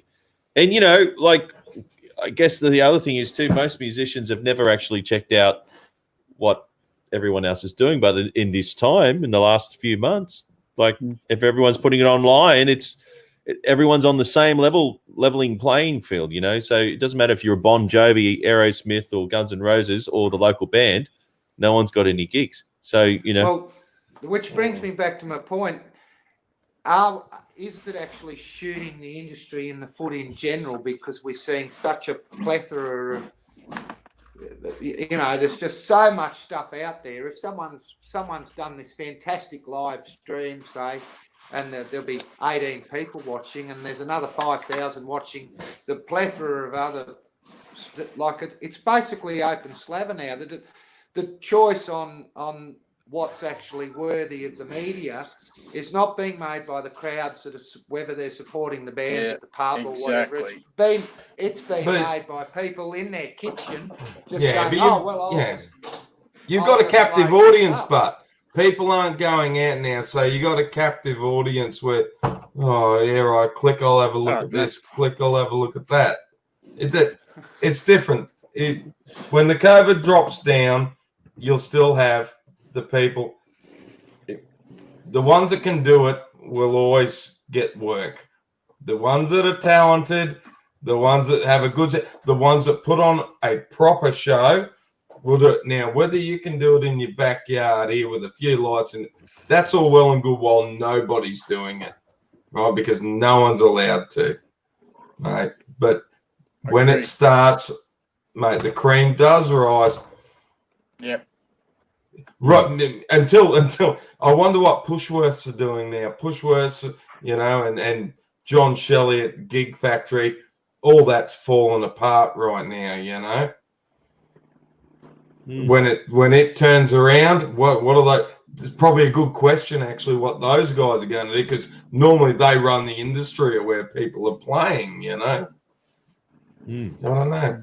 Yeah, it's definitely a developing space. Yeah, but it might be a good thing, like everyone's actually honing their craft, and it might come back 10 times better. I hope so. Yeah, I really do. I hope so. Yeah. If it encourages other musicians to get out and have a shot at it online, that's probably the place. Because sometimes we can get them at the jam and see you, Coral. We can get them at the jam and you can't say go away. You can't say you're not good enough. On the internet side of things, they have a captive audience and nobody's discouraging them. So, if anything, there's a positive there. So that I think the online streaming will continue to happen, but I think also that we'll get back to live gigging with better quality bands getting the gigs, and not just every man and his dog can get a gig because they'll do it for $150. The human race still wants to be together. People still want to go out and enjoy. Right now, they're being slapped down saying you can't. It's gonna open up. It's got to open up. We cannot spend the rest of our days in COVID lockdown. It's not gonna happen. Fair enough. Happen. Okay, cool. All right, then. Well, we might. Or Steve, you haven't said anything for a while. Well, that's enough. All right, cool. No, just kidding. Yeah. I was just thinking about your experience over the States, mate, where there's certain states where the artist actually has to pay to perform. And I know Kane been over in... That I've been looking at that, and that's getting scary. Like, and we're already going down that road here now with the artists paying to access these live streaming studios. So the whole thing's reversed. Yeah, man. Like my young bloke's in Germany. Kane's a musician in Germany. He's been over there for nearly 11 years, and his band is quite well known, and they play major festivals and stuff, and yet. A lot of bands over there, man, have to pay the privilege to pay to play, in your local hotel. So, so we're pretty lucky over here that we've been lucky up until this point that we've been able to make an income out of it, Where a lot of other countries, that's not how it's done.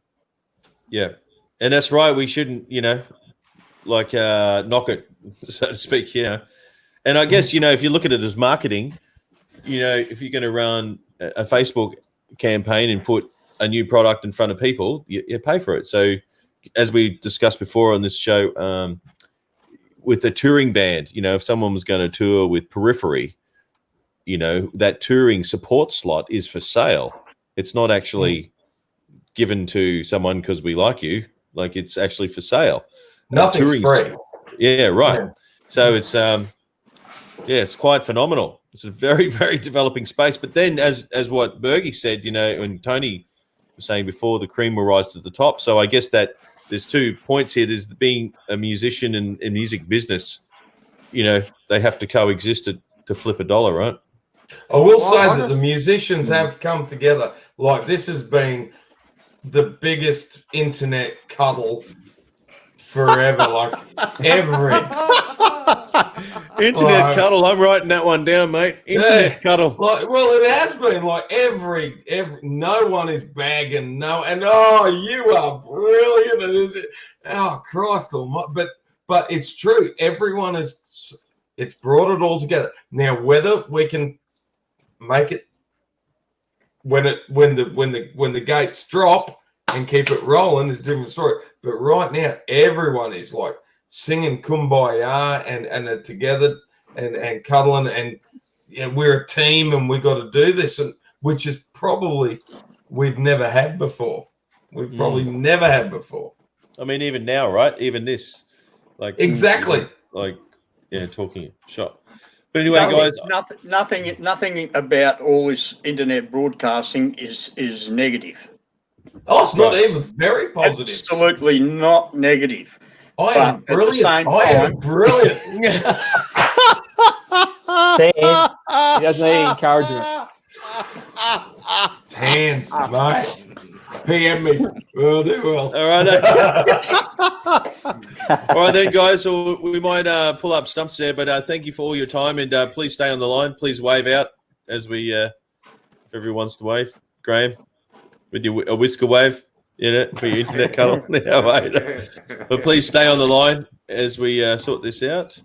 But thank you, everyone who's been watching, and please like and subscribe.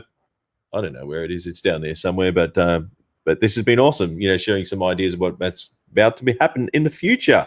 So when everything does actually come out and is now fruitful, that you can go and support live music, make sure you go and do it. Stick around, because you know what happened to the piano.